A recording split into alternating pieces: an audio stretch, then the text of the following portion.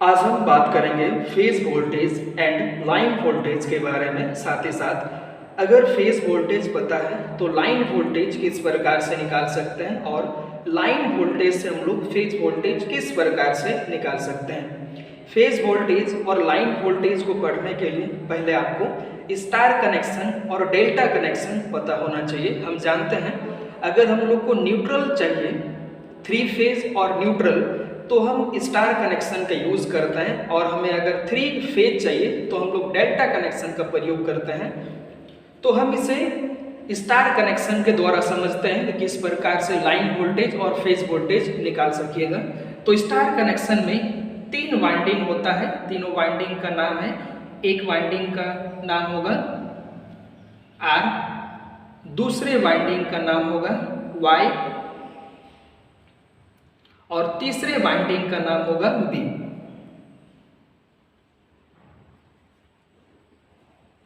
Are, Y और B.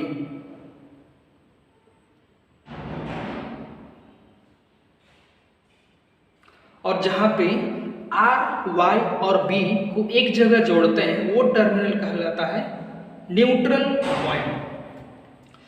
सबसे पहले हम लोग बात करेंगे फेज वोल्टेज के बारे में। फेज वोल्टेज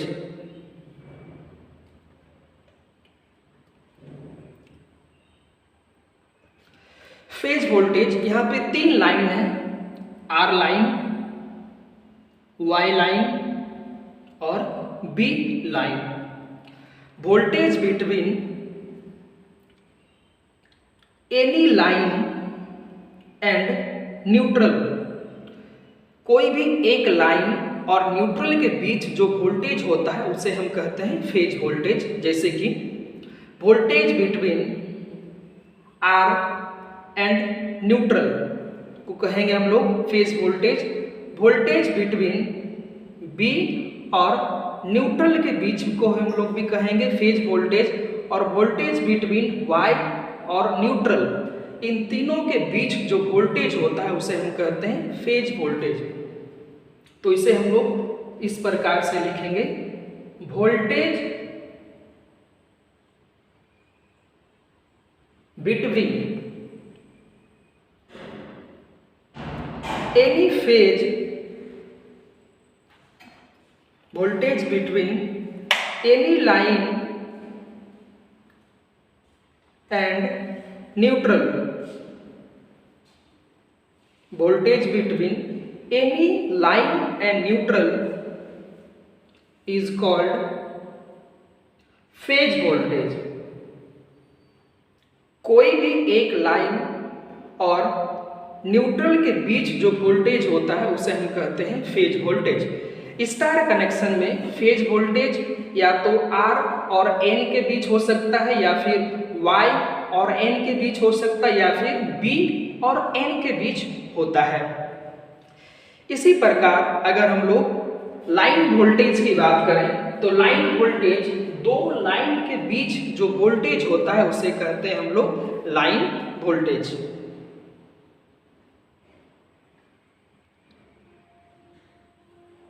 लाइन वोल्टेज जैसे कि अगर वोल्टेज वाई, आर और y के बीच जो वोल्टेज होगा उसे हम लोग कह सकते हैं लाइन वोल्टेज, या फिर y और b के बीच जो वोल्टेज होगा उसे भी हम कह सकते हैं लाइन वोल्टेज, या फिर r और b के बीच जो वोल्टेज होगा उसे भी हम लोग कह सकते हैं line voltage. The voltage between any two line is called line voltage. r y के बीच जो वोल्टेज होगा, या फिर y और b के जो बीच जो वोल्टेज होगा, या फिर आर और बी के बीच, इन तीनों के बीच जो वोल्टेज होगा उसे हम कहते हैं line voltage.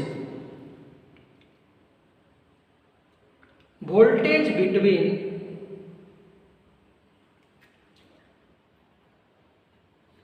Any two line, कोई भी दो लाइन के बीच जो वोल्टेज होता है, the voltage between any two line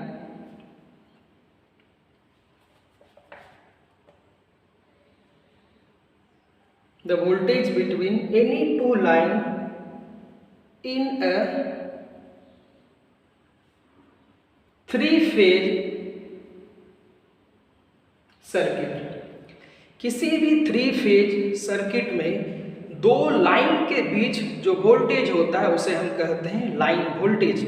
line voltage या तो R और Y के बीच हो सकता है, या तो Y और B के बीच हो सकता है, या फिर R और B के बीच हो सकता है। ये तो हम लोग बात की लाइन वोल्टेज और फेज वोल्टेज क्या होता है। अभी हम लोग बात करेंगे, अगर हमें फेज वोल्टेज पता है तो लाइन वोल्टेज क्या हो सकता है। जैसे कि ये स्टार कनेक्शन है, अगर हमें एक लाइन और न्यूट्रल के बीच अगर वोल्टेज पता है तो ये हम लोग थ्री फेज का जो लाइन वोल्टेज को हम लोग किस प्रकार से निकालेंगे, इसी के बारे में हम लोग बात करेंगे। तो इसके लिए एक सिंपल फॉर्मूला होता है।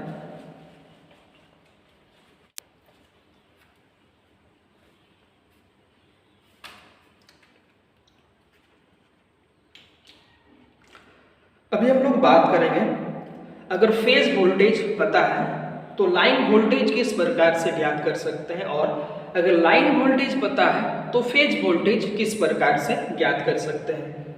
फेज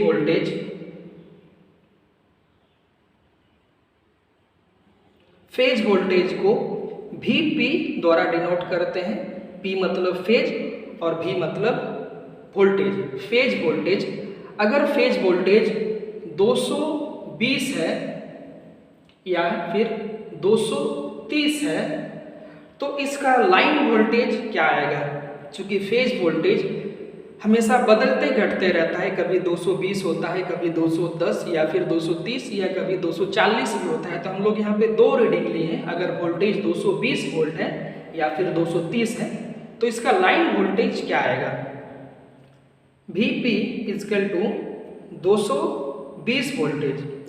अगर हमें फेज वोल्टेज से लाइन वोल्टेज कन्वर्ट करना है तो सिंपल में इसे √3 से मल्टीप्लाई करना है। हम जानते हैं √3 का मान होता है 1.73। अगर हम लोग 220 को 1.73 से मल्टीप्लाई कर दें तो लगभग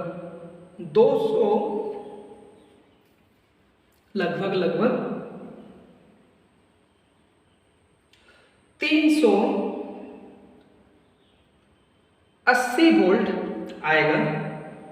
इसी प्रकार अगर हम लोग 230 वोल्ट का बात करें, यहाँ पे 380 वोल्ट ही आ जाएगा लाइन वोल्टेज।